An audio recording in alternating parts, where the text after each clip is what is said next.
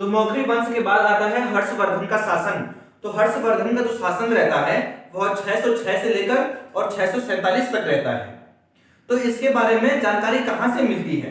तो इसके बारे में जानकारी मिलती है बाणभट्ट द्वारा रचित हर्षचरित में। इसके बारे में जानकारी मिलती है बाणभट्ट द्वारा रचित हर्षचरित में, इसके बारे में जानकारी मिलती है। और साथ ही इसके शासनकाल में एक चीनी यात्री, ठीक है, और इसके शासनकाल में एक चीनी यात्री का उत्तराखंड दौरा होता है और उस चीनी यात्री का नाम क्या था? वैनसांग, ठीक है ना। और वैनसांग ने उत्तराखंड को क्या क्या कहा? उसने उत्तराखंड को कहा पोली हीमोपुलो, पोली हीमोपुलो कहा, यानी कि ब्रह्मपुर कहा। जबकि इसी ने वैनसांग ने हरिद्वार को क्या कहा? मोयूलो कहा। क्या कहा? हरिद्वार को मोयूलो कहा। तो विवरण कहां से मिलता है? बाणभट्ट द्वारा रचित हर्षचरित में मिलता है इसका विवरण, ठीक है ना। और इसके शासनकाल में चीनी यात्री, ठीक है ना, चीनी यात्री वैनसांग का भारत दौरा होता है। क्लियर? वैनसांग ने उत्तराखंड को क्या नाम दिया? पोली हीमोपुलो, पोली हीमोपुलो यानी कि ब्रह्मपुर कहा। ब्रह्मपुर राज्य हर्ष के अधीन था। किसके अधीन था? हर्ष के अधीन था। ब्रह्मपुर यानी कि उत्तराखंड, यानी कि पोली हीमोपुलो।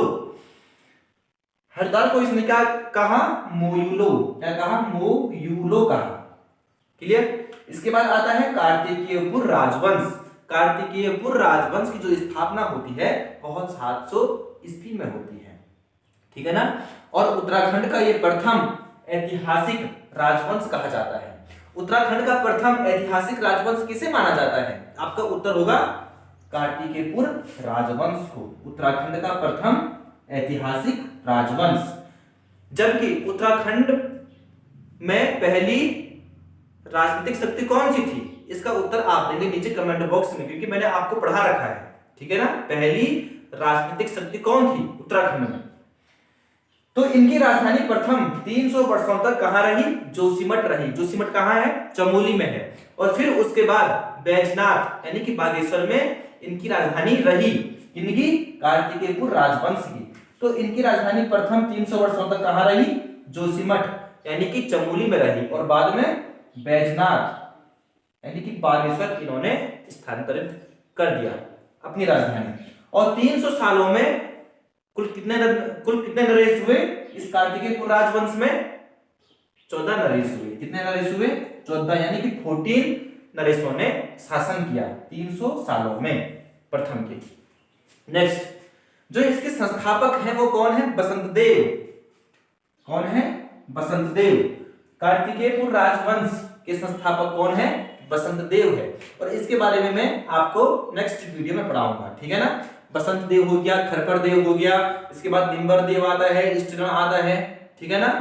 तो इसको मैं बिल्कुल आपको क्रमबद्ध तरीके से पढ़ा रहा हूं और इसको लेकर चलूंगा मैं कहां तक? शंकराचार्य का उत्तराखंड में आगमन, ठीक है ना। शंकराचार्य का उत्तराखंड में आगमन।